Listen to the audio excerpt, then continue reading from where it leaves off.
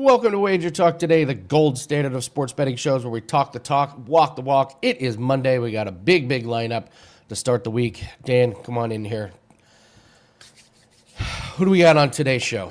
Oh, dude. Well, you know, it's a Monday edition. We got to recap a little bit of what we saw yesterday. Hopefully get you some winning bets for some ugly, cold Monday night football. But coming up, of course, we start off Steam Report. Gianni The Greek. We got Crackman, Bill Krackenberger stopping by. He's going to have a prop for you, and you know he's going to have a rant for you as well. That is the lock of the century, Andy. And then we're going to wrap things up. As far as the guests go, Steve Merrill, doubleheader action that he'll be talking in NBA tonight. He'll get you some plays in Pistons versus Celtics, Rockets versus Nuggets, and of course, he's going to give his thoughts on this cold game tonight, Andy. We got all around the world. We got prop plays coming from Andy. We got WTF or LFG on a incredible 2-0 run after Saquon Barkley got pulled. Incredible. Thank God that the Eagles, ended up blowing out the Raiders because we had Saquon Barkley under 80.5 yards. He had 78 yards rushing before these starters were pulled out for the fourth quarter. So, Andy, I'm pumped.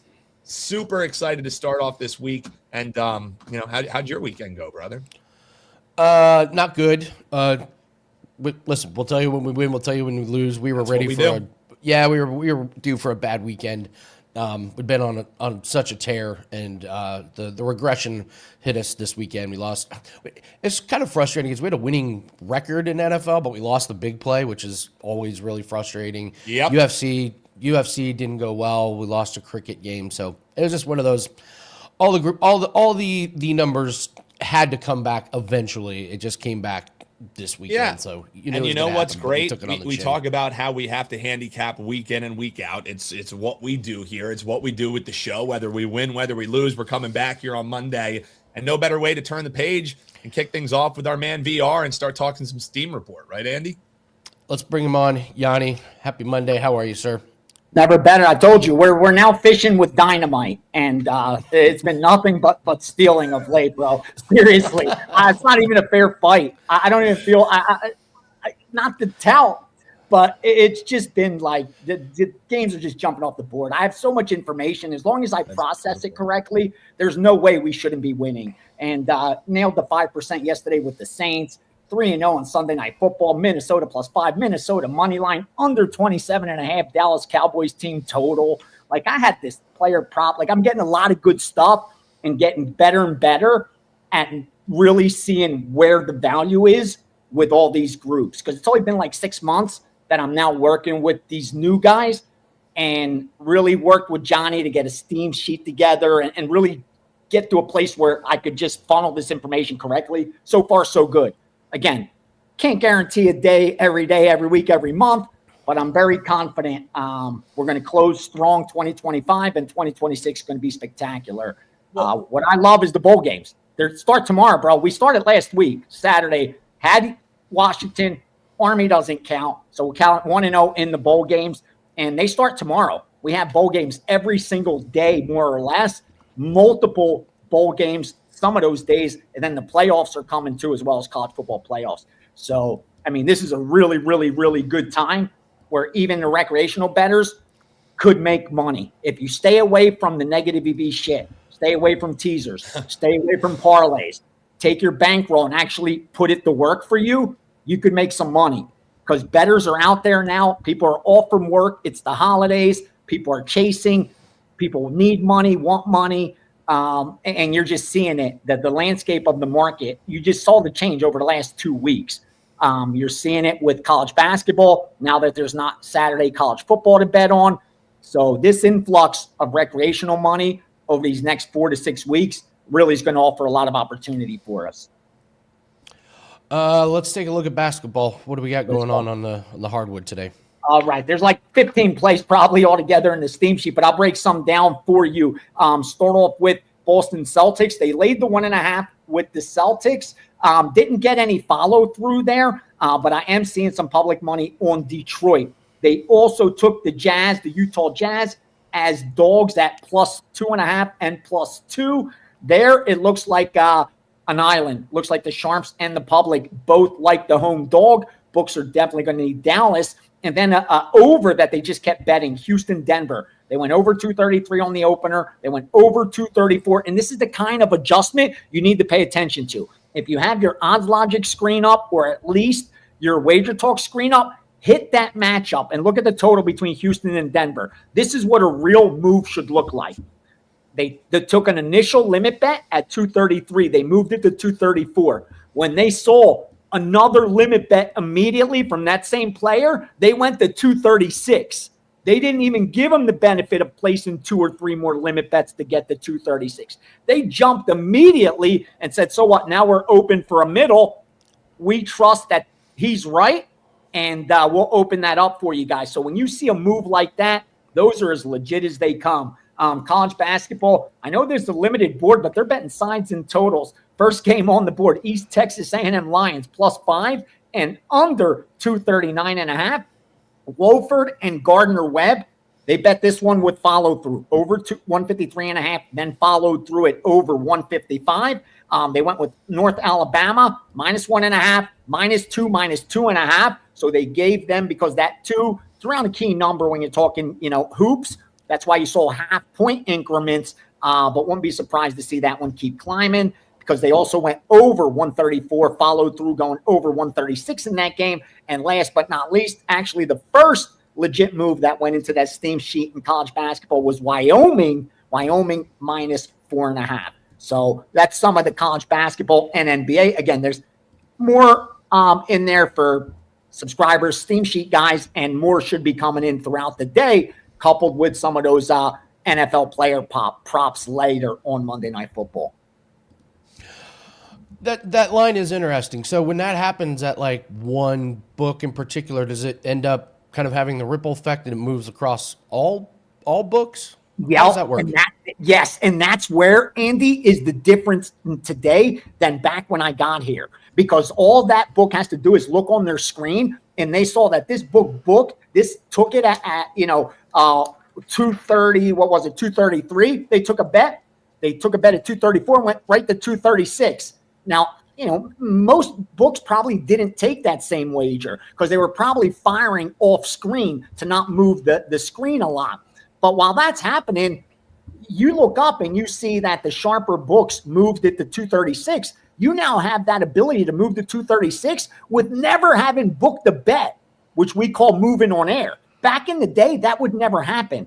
I would have had to bet over 234, 235 to get the market to 236 all across. Now they just do it moving on air. Like, you never have to book a bet. And that's where the landscape's changed. We're now dealing with bookkeepers, not bookmakers. There's very few bookmakers in the world still. Most are just bookkeepers. They're keeping book. They're managing risk. There's a computer program that shows them what their hold is, how they need to balance that risk. It doesn't take very much, again, no disrespect, but it doesn't take all that much insight. The computer program's telling you exactly how much risk you have, telling you exactly if you move the line a half point this way, you'll entice money that way. If you move it a half point that way, you'll get money the other way. And they're just bookkeeping, just managing risk. Few out there, the John Murrays like we have on the show, Dave Mason, Bet Online that you have on the show, guys like that actually bookmake. They have an opinion. They're willing to take a bet at their number, at their opinion. A lot aren't willing to do that, and that's why you see those kind of movements without ever having taken a bet. Interesting. How did UFC wrap up for you? I didn't do well. I didn't do well. I didn't get crushed. Like, I had like 2% plays that were like at the plus 200 range. Just thought there was some EV there, but those, don't expect to cash too many of those. Even when you're running hot, you're going to throw 6 out of 10 of those away. But I got there with Cop, which I needed. That was a 4%, and closed out the last MMA card and bet with a winner. That's good springing into 2026 because, like I said, it was been my worst year, Andy, over the last 5-6 since I got signed with the UFC. This has been my worst year betting. I won on my podcast. I turned the profit. I turned the profit on the show for the UFC that I do as well. But that's not what I did in real life. Like, it looks like I won on both those shows for 2025, but in real life, I lost. Like, if you booked me in MMA, you made money off me because I had a losing year. and that's going to happen. 4 or 5 straight winning years. I have a losing year. I trust 2026. I'm going to progress back towards my mean, which is a profitable MMA bettor. But I had a tough go of it this year. I don't know how you did when the dust settled. I know you were running hot when I was running cold, so I hope you ended up with a profit. But I did not. It hurt my overall for 2025, in fact. Yeah, we ended up down a little bit for the year as well. It was a difficult year in UFC. It was pre-fight. Pre-fight was tough. You nailed it. So I'm not going to lie. My originator did the same thing. He lost with me. He won because of live betting, but he lost pre-fight with me.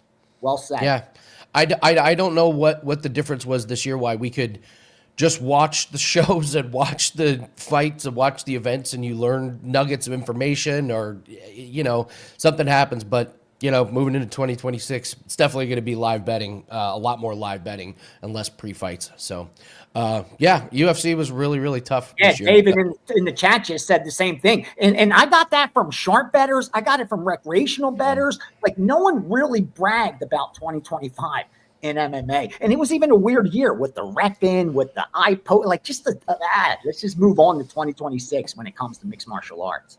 Well, speaking of moving on, we can even move off of the MMA, Gianni, because you mentioned how excited you are here coming up for bowl season. You had the LA Bowl this past weekend. Already have some questions coming in. Some look aheads too for some of the New Year's 6 games. Thoughts. Sean's asking about anything that you're seeing maybe in Texas versus Michigan, but more in the foreground, Gianni. What do we see coming up this week here for you? As tomorrow we already got the Veterans Bowl, Troy and Jacksonville State. Yeah, I'm pulling up the Steam sheet to see, because there's a bunch of college football in there. He said the Michigan game. Yeah, I mean, this one's not until New Year's Eve. Yeah, I haven't seen anything on Michigan game yet, but the ones coming up this week, I saw Old Dominion get bet at +3.5. I saw Louisiana Lafayette get bet at +3. I saw Memphis get bet at +6. Later, some of those playoff games or what have you, Oklahoma +1.5 got the money. Miami +4 got the money. A couple other and 4.5, and 4. Couple other college football steam moves for it. I'll just give them to you. BYU -3 and 3.5. San Diego State from +6 all the way to +3.5. Missouri State +1.5 to +2.5. Forgive me, to -1. So they flipped the favorite there. And who else? Toledo double digits, getting 10 on Toledo, and even laid 15 to get the 10 when they adjusted. So they're definitely betting these college football. As you notice, I'm strictly giving out sides because there's so much manipulation and middles taking place on the totals, and coach leaving, player not playing affects those so much. I would hate that to urge you to lock in at a bad number where, later on a lot of things change. But with the sides, we tend to see, like, what I shared is legit. You'll get some take back because things change between now and kickoff, but they are legit moves. Yeah, just one thing I want some quick clarification on, Yanni. You mentioned in that Ventures Bowl, UL Lafayette, Delaware. You mentioned you saw +3, so that means they were taking Delaware in that? Because you mentioned UL Lafayette +3. They're -3, so they're taking the dog in that one. They like the Blue Hens. Yes. Delaware +3.5. That's what but the ULL, that's the thing, at -3. So you see this a lot, if that's where it's sitting at right now, because I just got 203. A half-point buyback. I just saw 203 ULL today, actually. Where one of the first plays in the Steam sheet was Delaware +3.5. And that's what you're going to see. And now it's gone. It's 3 painted. There's even 2.5s out there, and you're already seeing buyback on the other side. So they exactly. And you'll see that. You'll see that in college football with these bowl games. Yeah. There was another one on this where we did that. And we actually came where on the Steam sheet it said like Team A, and then we came back bet Team B for I saw 2, 3, 4x the amount, and I let them know we're actually coming in opposite what it shows on your sheet. Yes, that got steamed, but now we're hitting this side as the real move, and you get to see that play out. So that's why I worry about locking in positions 2-3 weeks ahead, because I don't want to come back and piss off subscribers, be like, dude, this one got set up and we're now have to come back and go 3x on the other side. and confuse people. So I've been waiting, confirming, then releasing, so we don't have that issue. But it will happen with the bowl games and the playoffs because the lines are tight this late in the season. All right, Yanni, what do you got up for everybody on this Monday? You've been running red hot. Let's keep it going. What do you got up for everybody? The Monday Night Football pass has been up from before the weekend. That was a confirmed move earlier. So that's already in there, a 4% play. Lately, we've been able to confirm side and total on these primetime games. Not 100% there, but I'm pretty close. So don't be surprised if that happens between now and kickoff. But there'll be more in there because of the player prompts, the team totals, like yesterday's Sunday night game. I will not have a package in NBA, college basketball, or NHL. Because of the Steam sheet, all of that will be in there already. And if anything gets confirmed to subscribers, I always put an asterisk in that sheet. So they'll get it for that instead of having to do multiple packages. All of that will be in there. It's not a lot of games on Monday, but definitely opportunities. Let's just keep rolling, man. Keep grinding. Holidays are ahead. We all need some money in our pockets, so let's grind. All right, Gianni The Greek, thank you so much for joining us. Let's have a big week. All right, Dan, we got quite a few questions from NFL Week 15. Let's dive in. Let's dive in. Are Chiefs in rebuild mode next year? I mean, with the injury to Pat Mahomes, it's not like you're just going to pick up where you left off, right? And this is an aging roster already. The two leaders that you have on either side of the ball, you have Chris Jones on one side, you have Travis Kelce on the other. These guys are in the twilight of their career. Andy, let's be real. One of the hot takes I had coming in that I took quite some flack here on the show was Chiefs are going to miss the playoffs this year. Now, in the resounding fashion, which they did, I didn't expect Pat Mahomes a year to get injured or anything. But heading into the year, man, you got to find out what's the timetable for him. But they need to get some youth on that roster. They need to figure out something at the running back position. So I don't think it's going to be full rebuild. When you have Pat Mahomes under center, you're never in you can always win, right? But how does that injury comeback look like? They need to retool, that's for certain. I would be very active in free agency. I would be very active in trading and accumulating draft picks if I'm the Kansas City Chiefs. It's just brutal. It happens so late in the year. Now the beginning of the year is in question. That's what's exactly about it. I didn't change this question from last week. Who's the best team in the NFC South? Throw a dart. Dumpster fire. Throw a dart. Is Joe Burrow the next Andrew Luck? Hear him talk. That was bad. Every press conference, he's talking like when he came back and he won the game, he was like, we get paid millions. It was really great answer to play a kid's game. That's why I want to play. He's basically in the press conference saying, I suck yesterday. Like, it feels bleak for Joe Burrow, but let's be real. That's what this Cincinnati Bengals kind of team and how they're set up can do to you, man. Suck the life out of you. They've kept the lame duck head coach for way longer than they should. They've done nothing to really capitalize on the fact that they had a three-headed beast in the receiving core. Nothing up front to help Joe Burrow as far as offensive line goes. So if you were Joe Burrow, would you want to keep trotting yourself out there? You get shut out in division? Hell no. No way. Sorry for the typo there. Was Philip Rivers better or worse than we expected?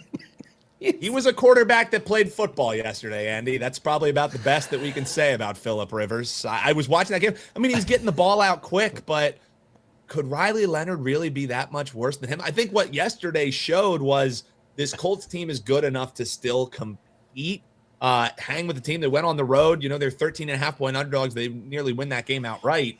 But Philip Rivers wasn't the reason that they were close in that game. You know what I mean? He didn't make horrible mistakes, but he looked like a grandfather playing football in 2025, Andy. That's what we can say.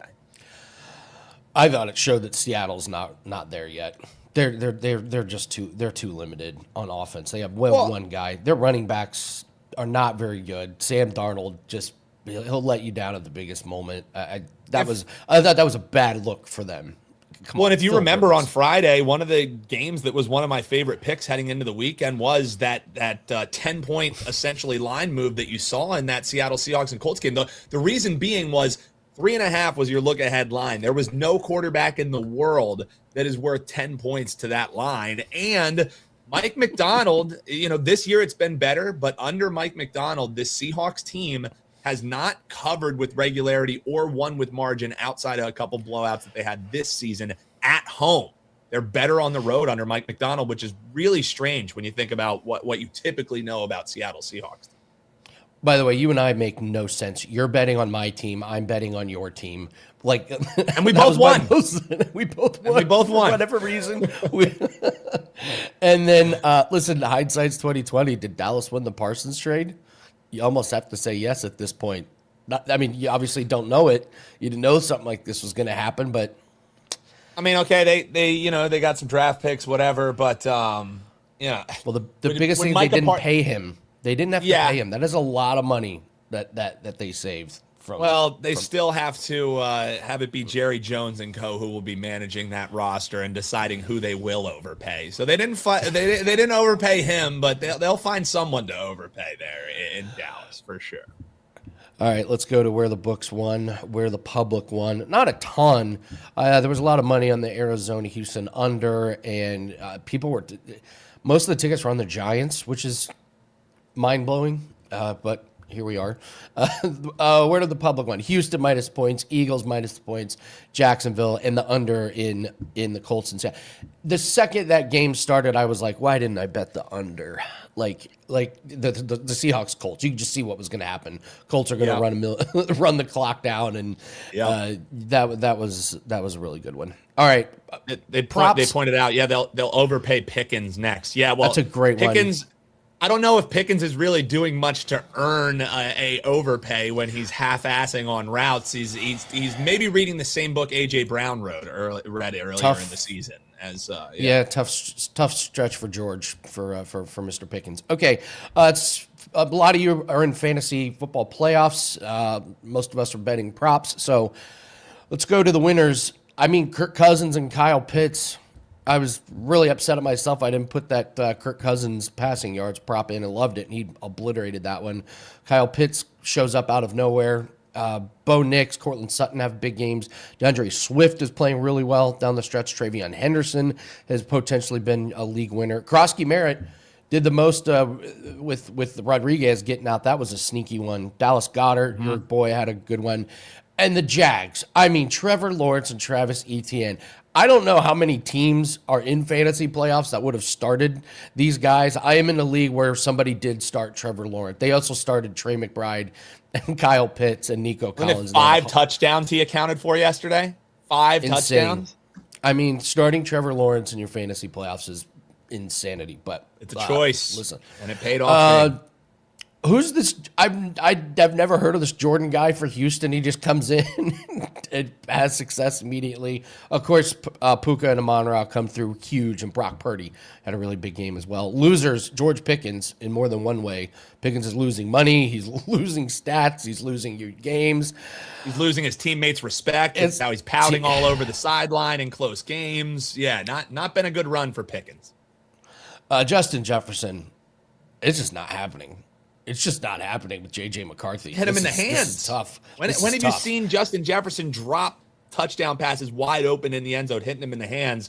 There is just zero chemistry between him and J.J. McCarthy. And also J.J. McCarthy throwing the most uncatchable knuckleball at his wide receivers time after time certainly doesn't help.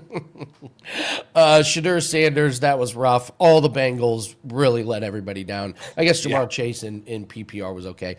Just that Chargers-Chiefs game, that was a stat vacuum. Brock Bowers, I know he got over his receptions, but he didn't have any yards. And Ashton Genty, just those Raiders guys, man, have they been a disappointment with stats. So, all right, those are your props, fantasy football, big winners and losers. Let's bring in a big winner, Bill Krakenberger. Bill, happy Monday. How are you? Hey, I popped a blood vessel in my eye. That's how I am. Oh, no, one of those weekends? Oh, man. It looked so much worse 2 days ago. It looked like a horror, like a Frankenstein movie. But yeah, no, it's funny how you can do that. I didn't realize it by sneezing. Like I have friends that are doctors. The doctor said to me, "You can't bend over when you sneeze." I was like, "Doesn't everyone go like that?" Oh, you have to. What it is? You start getting older. The proper way is to put your hands on your chest and sneeze. What? Or the crook of your arm. Like, I never knew you can't. Hands over the chest is wild. Like you're being like a mummy. You're being mummified. Yeah. This is... But and that's not actually how this happened though. This might not happen. I was down in Hard Rock in Florida for 3 days, and I had a touch of food poisoning. So I guess I was training. I actually was throwing up. Fun.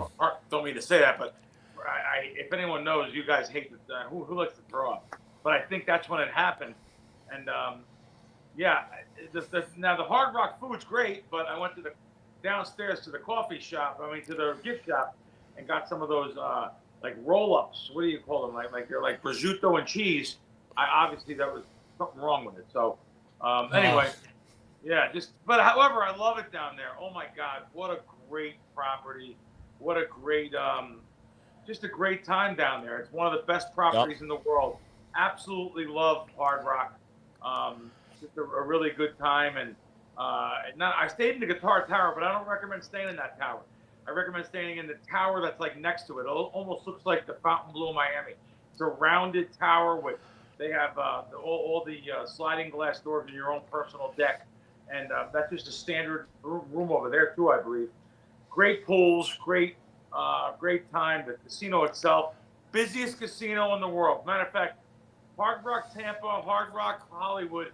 There's not one casino in this town that does more money than them. They're the number one and number two in the United States.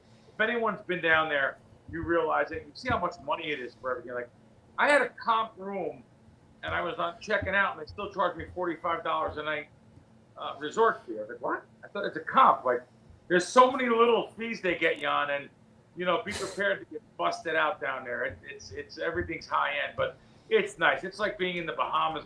It's like being at Baha Mar or something. It's really nice.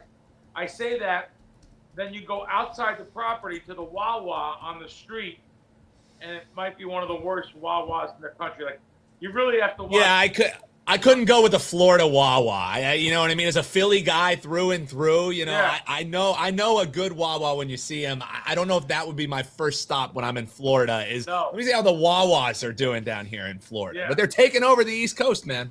Yeah, I like Publix down there. They make these sandwiches that are great. That's the one. We don't have that here in Vegas, so that's I the don't one. Talk about food, but it is part of it is part of my life, though. So it is what it is. Well, Andy, what I always love about Mondays is you're going to get a prop from Crackman here. You know we're going to get to break down what happened on Sunday. I didn't know that we were going to get handicaps on how to sneeze properly. So you never know what you're going to get when we got man stopping by in. Yeah, no, it's just as you get old, the more candles on the cake, more problems you have. So that's it is what it is. But this weekend was a weird weekend for like everyone I know. Everyone I know had a tough weekend this weekend. So listen, I'm maybe one of those. Actually, Gianni is also, and I know Andy is too. I'm very transparent. Listen, I've had lots of winning weeks in a row, and I come on this space and say it. I'm the first one to say I had a losing week. So, but however, how many weeks in a row can you win? I really having a great season. I couldn't have asked for anything better. NFL props have been great. College basketball holding my own. NBA props winning. So definitely had a bad week. But down there when I was down in Florida, I think I bet 29 props.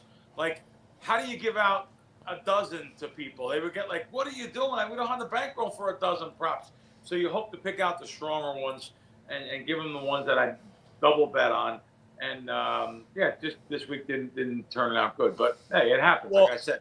Bill, speaking of those nice big prop sheets, you got anything that you're looking for tonight for the folks that you can throw out there? NBA, you got anything in this NFL game? Any props that stand out the board that maybe you could throw for our listeners here? Yeah, no, I do have a NBA prop. We've won a couple of these in a row on the show, so let's see if we can pick off another one here. I'm going with Scotty Barnes of the Raptors, over 28.5 points and rebounds. This Toronto team has lost 6 of the last 7 after winning 13 of 14. It's so crazy. So they're trying to get back on track tonight in Miami. And the Heat have been playing a small lineup, so Barnes should be able to get some points in the paint tonight and control the boards. That's Scotty Barnes over 28.5 points and rebounds. So there's a free prop for you guys. I'm looking at a couple different sites here that have that number. So, I always like to give out an attainable number. So there you go. What else? Little Scotty Barnes action. Playoffs are going. College football playoffs. Yeah, that's what we were going to actually ask you here next, Bill. We already had some questions coming in. Obviously, the game's going this weekend, Friday, Saturday. One of the questions was, what's the thought of Alabama being favored over Oklahoma? Do you factor in any of, your personal power rankings when you're looking at how these games go? Are you checking out how the line move works since they've been posted for a while? As far as betting these college football playoffs, any thoughts on the games themselves, or how you're just handicapping this part of the season as well? I like when that first line or two goes up there, and there's people think there's many different bookmakers. That's not the case at all. As a matter of fact, there may only be one or two in Las Vegas, but the real line comes from Costa Rica, from Chris, and that's Costa Rican International Sports. They put up the lines first, and most of the other books copy that. Now, that's not to say always, because the Westgate will put up lines on certain things before anybody also. And like during college basketball, the tournament sometimes, Chris Andrews over there at South Point will put up games before anyone. It's not as hard as you think to get an efficient line after the entire season, though. So it goes, it's not that hard.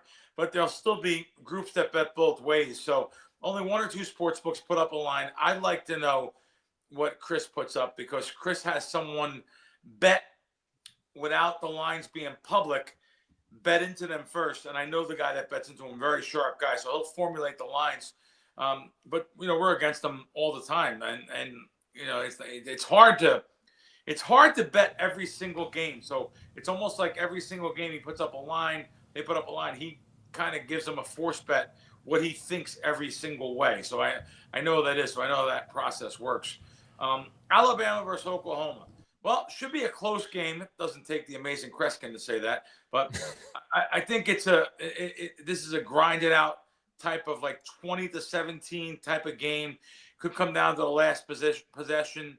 What else? Mississippi's out there. I think Mississippi should, believe it or not, it's hard for an old school handicapper / person like myself, but you have to evolve. What I'm talking about is, I never bet big favorites. I still won't bet a big favorite in the NFL. I refuse to do it. I'm not laying double digits versus anything. On my Fox Sports radio show, we do a nationwide show on 500 Network. So I get to bring on the director of MGM. There's no one higher. He's the director of risk for the entire company. He comes on with us, and he is a cash register.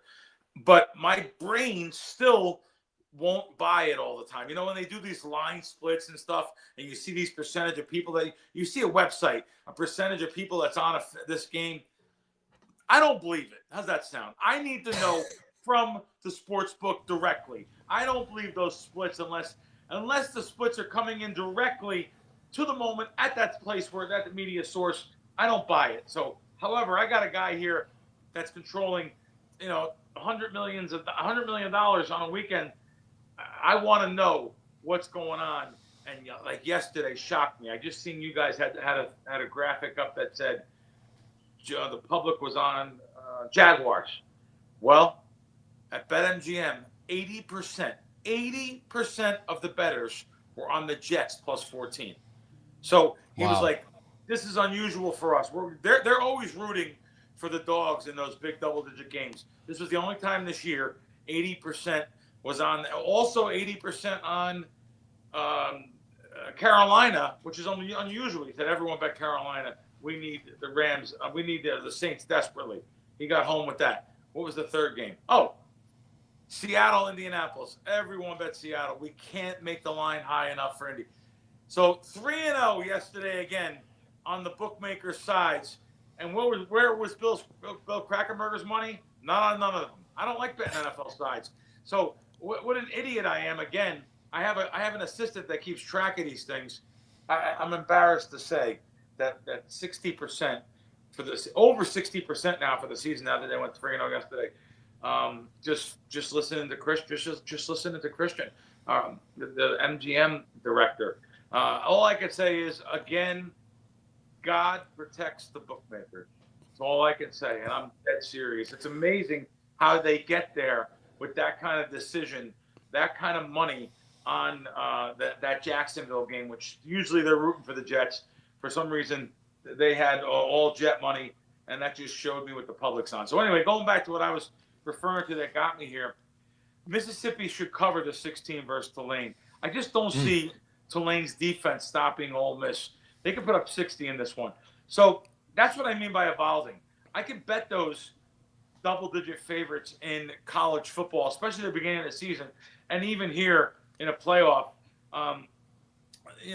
There's interesting. Now I'm going to go right back, and I didn't know if you guys were expecting all these plays from me. I'm going to go right back now and say the most interesting thing to me, and let me just make sure it's still 21.5 because it was moving a little bit. 20, 21, 21, 21.5. Okay, it's still 21.5 right here at Westgate. The most interesting one to me here, JMU versus Oregon. My co-host on Fox is Jeff Schwartz, who played for Oregon, played in the NFL. He's on the opposite side here of me. He thinks that, he's like, the biggest JMU player is the smallest guy on Oregon. He's just comparing squads and schools.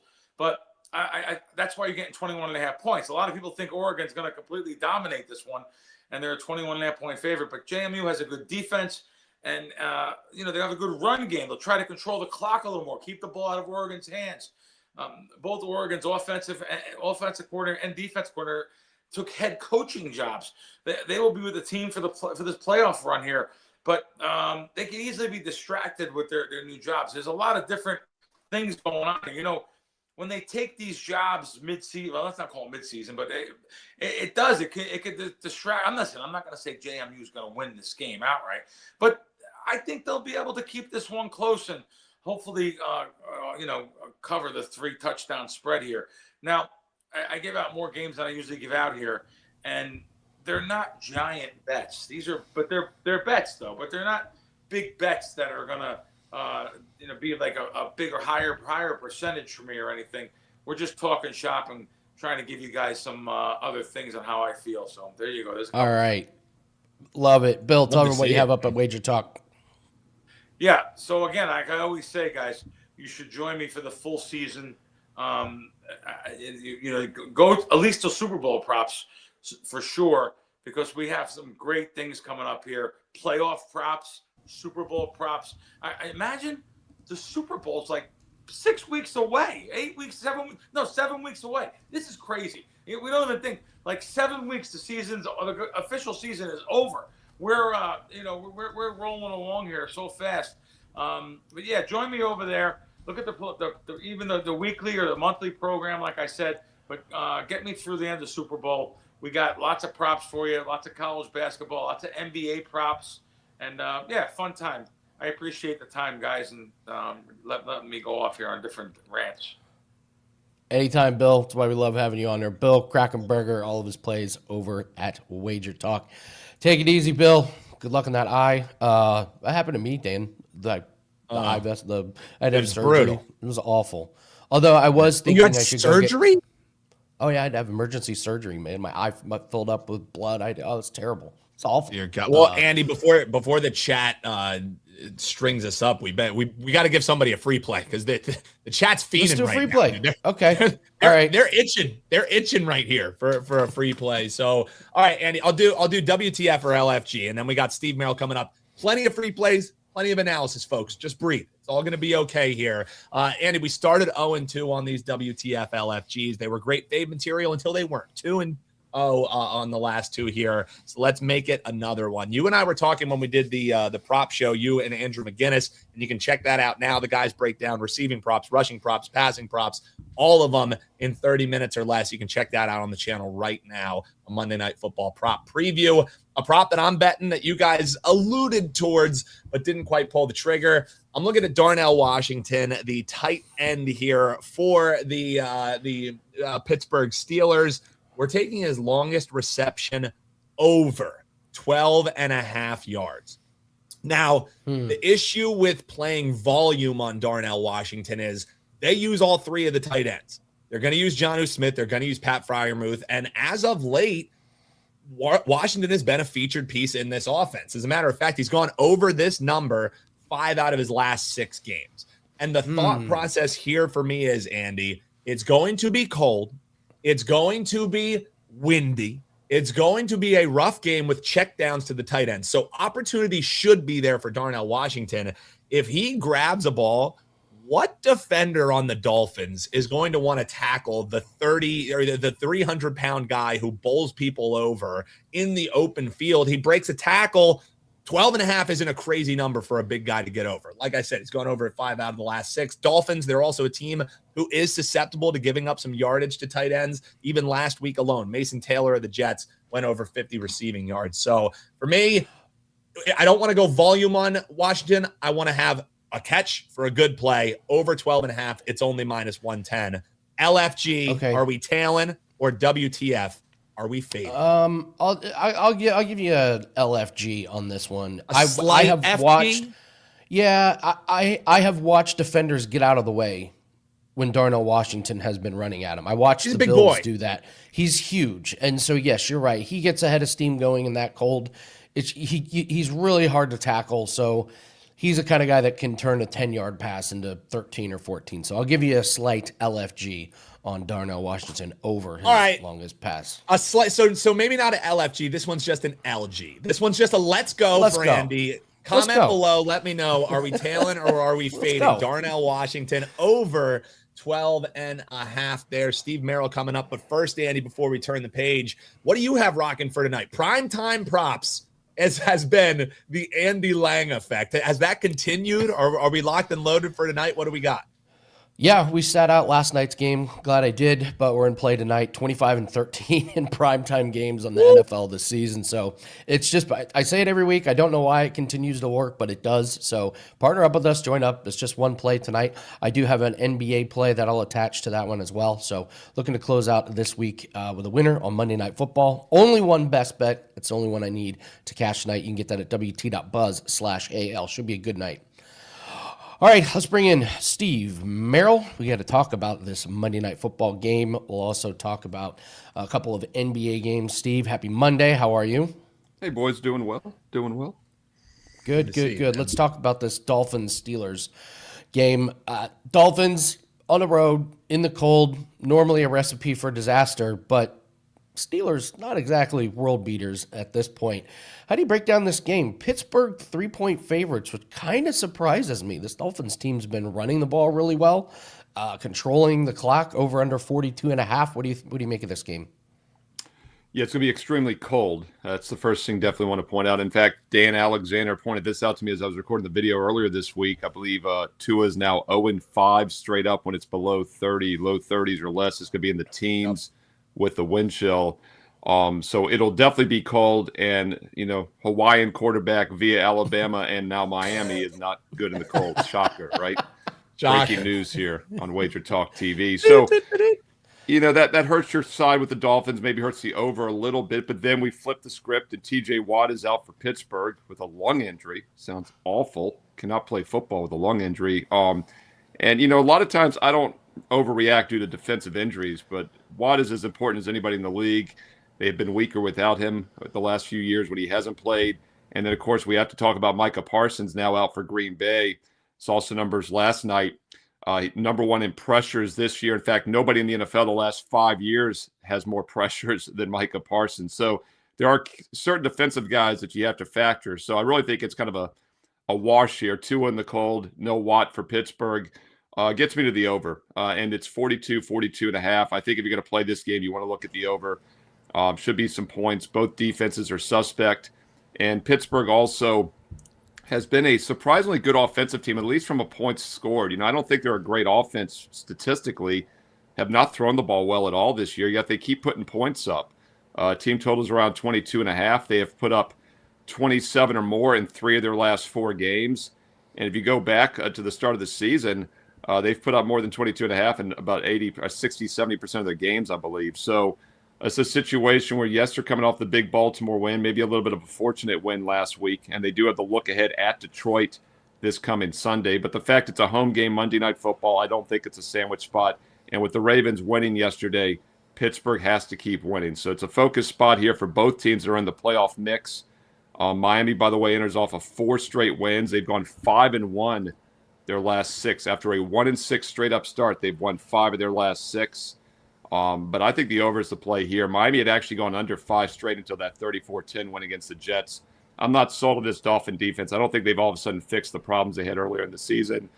Lean over 42.5. And if you are worried about the cold weather factor with Tua, which I do think is real, then just take him out of the equation and play the Steeler team total over about 22.5. And I'll check the current number. I did that video earlier this week. It's still 22.5 over minus 125.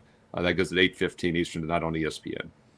Andy, just one thing real quick I want to throw in there because Steve alluded to those numbers, so we'll give the people the exact numbers too. Steve nailed it. 0-5 straight up, and Tua is 1-4 against the number, and this is when the temperature is at 36 degrees or below. So on or around freezing at that 32-degree mark. 0-5 straight up, 1-4 against the spread. Last 3 when it was less than 30 degrees, like it'll be tonight. 0-3 straight up, 0-3 against the spread. So, so some nice stats there, some nice fodder for you folks. You have those exact numbers. Those are via Mark Lawrence, who does a great job accumulating stats like that. So those are the exact numbers there for you. I would kill for it to be 36 degrees where I am right now. Oh, it's colder than 36? Oh, dude, it's like 0 where I am right now. It's miserable, man. It's awful. It's awful. Yeah, Andy, I'm supposed to be moving back east. You can't be telling me these kind of temperatures. Dear God. Yeah, Dan, we got a wind chill like in single digits yesterday, which is unbelievably unusual in Virginia. Told people drip the faucets last night. Yeah, we have like a high in the 20s today. So, yeah, I can only imagine. Nice. Pittsburgh, the whole East Coast is frigid. And, we're going to see if Tua can play in the cold because this will be – I think he had a game, was it last year, the year before, like Kansas City, where it was as cold as this. But, yeah, this is well below 36, as you pointed out. Dude, so we'll see. It's like 56 degrees here in LA, and I have like a blanket on my lap right now. So I'll be in what was I thinking that I just bought a house on the East Coast? Were you in a nursing home? Yeah, exactly. I'm like the president that had the polio. I'm being pushed. That would be around. FDR, Franklin Delano Roosevelt, FDR. for those of you that are Dan's there and don't have their history. Big history. That president that had polio. Who was he again? Yeah, who was that guy? The polio Fillmore? guy. Yeah. Millard Fillmore? Oh, my God.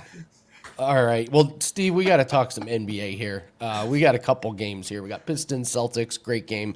Rockets, Nuggets. This is a great game. Let's break both these games down. Let's start with the Pistons and the Celtics, and then we'll move to the West Coast. How do you break down this game? Books are telling us should be an awesome game tonight. -2 over under 230.5. Yeah, not a guy we talk about injury concern a lot of time, but Peyton Pritchard is listed as questionable and not a household name out of Oregon. He's been in the league for about 5 years now, but he's the 3rd leading scorer, 2nd assist guy for the Celtics, and he's 50-50 as of mid-afternoon here with a right neck spasm. So we'll see if he goes or not. If he does, I don't expect him to be 100%. So that's a little bit of a knock on the Celtics tonight if you're handicapping this game. And, of course, the Pistons, 20-5 on the season. Boy, have they broken out the last couple of years. Bottom feeder, pick up Cunningham a few years ago, trying to rebuild the team. And it looks like it's working. Excellent current form here. Not only are they 20-5 on the season, but they've won 5 of their last 6 straight up. Well rested also coming into this game. Detroit's been off for 2 days. Boston has been off for 3 days. We had that whole NBA Cup semifinals this weekend that gave all the other teams rest. So, we'll see it. Pritchard probably is a go with the extra rest. Just don't know how fully healthy he is.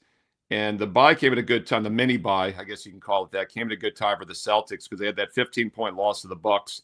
Shot just 38.5% from the field, gave up 58%. So really coming off maybe one of their worst games of the season, now playing one of the hottest teams in the league. A lot of time, whether we're talking football or even the All-Star break in basketball, I'll call this a mini bye. Byes usually favor teams that are struggling and maybe hurts teams that are in excellent current form. With that said, though, I'm not in a hurry to lay points against a 20-5 rested team with Detroit. I would still lean towards the Pistons plus 1.5, but wouldn't be shocked if this is a little bit of a public dog tonight with Detroit. The other game we're going to look at here is Rockets and Nuggets. This should be a good one. 16-6 Rockets, 18-6 Nuggets, 2 of the best teams in the NBA. And if, and that's a big quotation mark, if somebody is going to beat the Oklahoma City Thunder, it's probably going to be the Thunder beating themselves. They had that narrow loss to San Antonio this weekend. They're only their 2nd loss of the season.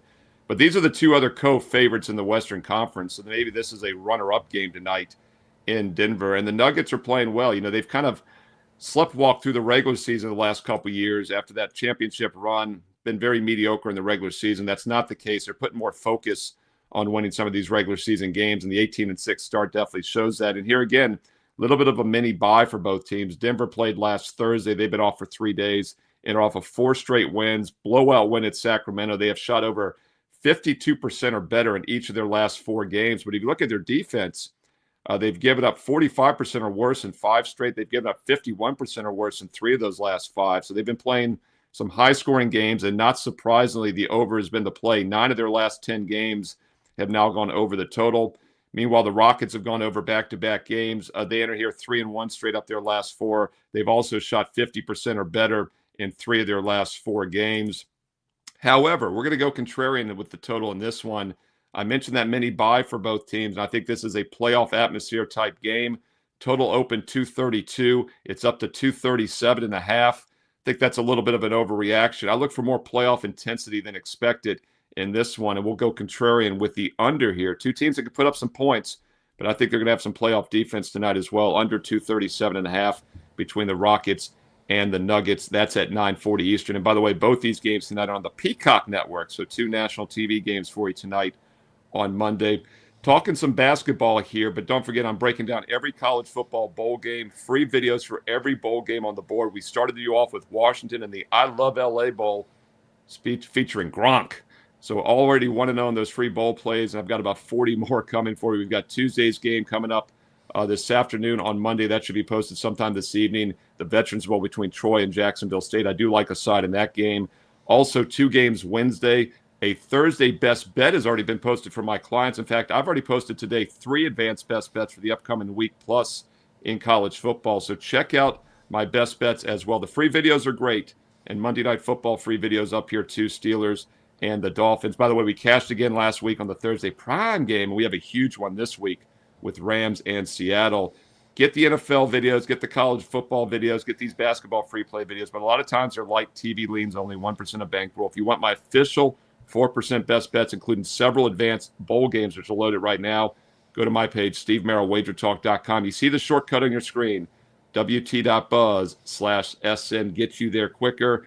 We also have some special offers up there as well, weekly, monthly, and seasonal packages. But don't forget, I'm going to extend it this week. The lowest price I've offered all year in a 1-year all access with a special web link, wt.buzz/Steve365. That gets it down to $1 a play. You see it on your screen right now, wt.buzz/Steve365. Every college and pro football, basketball, and baseball best bet for about $1 a play. Limited time offer. Go check that out if you're ready to take a consistent investment approach. And if you're liking these free play videos, thumbs up, like, comment below because I read the comments. Click subscribe and click the bell here on WagerTalk TV so you never miss out when free plays are posted each and every day. Steve Merrill, you got any thoughts on the NBA Cup championship tomorrow? Spurs, Knicks, should be an awesome game. Yeah, as I mentioned, Andy, the Thunder are only their 2nd loss of the season as the Spurs pulled the upset there. Knicks' dominant performance by Brunson, over 40 points. I think it's like the 19th time he'd had over 40 with the Knicks. They flashed the other 2 guys that have done that more times. It was Bernard King and Patrick Ewing had like over 40 games doing it. Brunson's always kind of been the last several years my favorite player in the NBA because he's not a big guy. He's not a flashy guy. He just gets it done. Should be a good matchup there. You kind of got the up-and-coming Spurs against the Knicks, who, are considered one of the contenders in the East. I haven't dug into the game yet. Take a look at it tomorrow. I think these one-off games are tricky because it doesn't even count in the regular season standings, which I think is weird. But then again, the Thunder pick up a loss because they had to play a quality team in the semis. And then you see what they do with some of these other games. They try to match up good teams. And we got to, an excellent game tonight with the Rockets and Nuggets because of it. I wasn't a huge fan of the Cup when it started. I've warmed up to it. I'm still not a huge fan for the courts looking like you're on LSD. But other than that, I think it's been a pretty good thing for the league and should be a great game tomorrow night. I think it's been a home run for the league. The teams care. They're playing all their best players. Things that Silver has done well. Yeah, I would agree. This is like anything that makes them play their regular starters in December is a positive in my book. So, and for me, I wasn't sure the guys would care about it, but and not to be mean, but it was a little soccerish. Not a huge soccer fan, but wow. Yeah, I think it's a good thing. And NASCAR did that, as Andy, with the stage racing, which I like for that same reason. It gave some meaning at laps 200 and 300 in a 400 or 500 lap race. So yeah, anything like that is positive.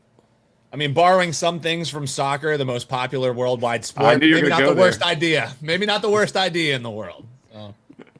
But soccer needs to do it for other reasons, though, because like You're NASCAR, right. it gets a little boring at times in the middle of games.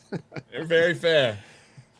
All right, Steve Merrill, thank you so much for joining us. Great breakdowns. Thanks, guys. Make sure you check out Steve's free play videos on WagerTalk. All right, it's time to do some free plays with all around the world. Dan, Let's I go. do have to ask you, are you feeling better about your Eagles? It was the Raiders, but the Eagles badly needed a game like that. Like, whether it's the Raiders or not, shutting out a team 31-0, that's the Eagles' first shutout in 7 years. Now with Dallas losing 2, Eagles' magic number is down to 1 to win their division and be the first repeat champion of the NFC East in over 20 years. So, yeah, we'll see. We'll see. The jury is out. I want to see how they stack up against the Bills, because all you have left is 2 games against Washington, the game against Bills that's the litmus test for me. Has this team gone past? Because the play calling was better, man. The play design was better. The execution was better, but you were executing against the Raiders. I want to see it out against the Bills in do or die mode, playing for their playoff livelihood as well. That's the game that I have circled is, has things really changed for this Philadelphia Eagles team going on the road for the Bills this weekend? Get the win the division, and then take it from there. But I want to see how they stack up against the Bills. But what I really want, Andy, is to see how you stack up as we go all around the world. What do you got for the folks? All right, let's do some free plays. We'll start in the NBA. We're going to Aaron Holiday over 1.5 made threes. He's gone over in 7 out of 8, and he's getting over 6 attempts per game. He's shooting 48%. His usage rate is way up. His minutes are up. He's been a really nice addition to this team. They have all the size inside, and Aaron Holiday and Reed Shepherd have been really good on the outside. So Aaron Holiday to go over his threes. I know a couple of people mentioned in the live chat, Jalen Wright over his rushing. I agree completely. He had 24 carries, 107 last week when A-Chain went out. And I just don't think you go away from a guy that performs that well. I think they run the ball a lot tonight. I don't see a game script where Miami's getting blown out, where they have to throw. Even if they get down a little bit, I still think they're going to commit to the run. We bet over Tua and his struggles in the cold, so I like this rushing attack of Miami. They really figured something out. I think Jalen Wright gets rewarded with some extra carries tonight. And then I'll go to the Celtics Pistons games. I like Jordan Walsh over his points tonight. He's gone over in 4 straight. His minutes and usage is going up. Pistons struggle. They give up 24 points per game to power forwards. Jordan Walsh isn't going to take a lot of shots, but they're normally pretty good high percentage shots. So those are your free plays. Holiday over his threes, Jalen Wright over his rushing, and Jordan Walsh over his points. All right, that's going to do it for us on today's show. Dan, you going to watch this Monday Night Football game, or is this... I'm addicted to football, Andy. I'm going to watch the entire game, hope for the under. But, folks, again, we got the Darnell Washington over longest reception. Let us know if you're tailing or fading that one. If you enjoyed, we got over 1,000 people watching, Andy. Make sure you like and subscribe here. We did have some questions coming in here, Andy, about some of these bowl games. Tomorrow, you have Jacksonville State taking on Troy. There is a free play video up right this very second. You can Steve Merrill's full take on that game, side and total. And tomorrow on the show, we'll get any late steam moves that you're seeing. We'll have some handicappers talking about that one. So if you want it, find it right here on the channel. Steve Merrill breaks down the whole game, and that's a reason to subscribe, Andy. You get all of those videos. So gotta love it, brother. Great Monday show. I'm feeling good. I also I get worried about some of these teams. I mean, I remember last year we had a bet on a team, and the day of the game, the quarterback decided to sit. You can't do the bowl games early. Yeah, we put out videos to kind of help get bets down. But of course, me personally, I'm not betting until the day of these games if we have anything. Player props have been good. Last season we did really good with player props and bowl games. That's how I want to attack it. But you got to wait till the day of to make sure that these teams are playing. And, Marco has said as much. Yanni has said as much. Yes, you want to be on the right side. But think of when Yanni was on here earlier, Andy, and he was talking about the UL Lafayette versus Delaware game. He was saying the 3.5s were there. They bet Delaware. When it moved to just 3, it's only been action on UL Lafayette. So that's what you're getting in these bowl games, guys. Yes. It is what it is. Absolutely. All right. Best bet is up tonight for Monday Night Football. Go grab that. That's at wt.buzz/AL. Let's do it again tomorrow. Get some more free plays, but let's hope our pockets are a little bit fatter after Monday Night Football tonight. We'll see everyone tomorrow. Thank you very much for joining us. Good luck in your bets tonight, and take care.